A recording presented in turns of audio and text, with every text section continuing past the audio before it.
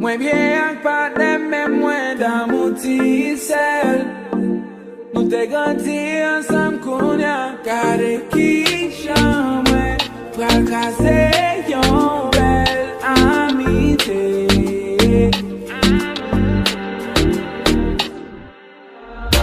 Nan moun sa men patem li fem baylo, mbala dem ba we men fami we man bro. Mda sote gen nou ka padonen, paske se li sel ke mwen deside. Li fe mwen fou.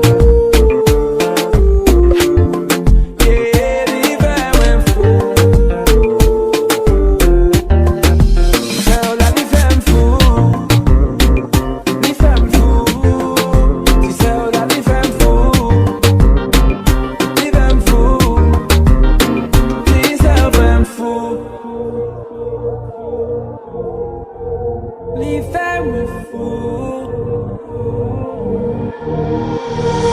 Sorry deske ou mada, si mpa anvel mwen yon sala. Kon se ti sot ap mwen proteje, tan kou pa mwen domaje. Nan mwen fou epè la koutraje. Bil fè mwen tèd mwen baka kontole, mkonen nou les ami avan. Santi mwen mwen se ou la li gen tan depase. Mwen ta vle mfè otreman. Li gen tenen kem bagen moun di ka deplase le man fou.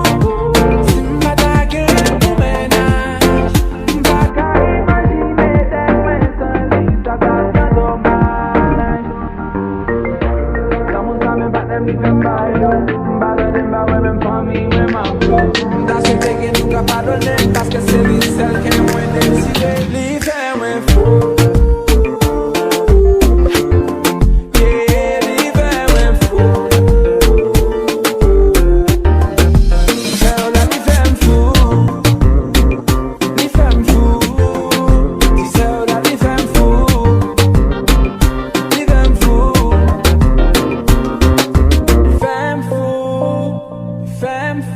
Li fè mwen fou, sentim d'amou.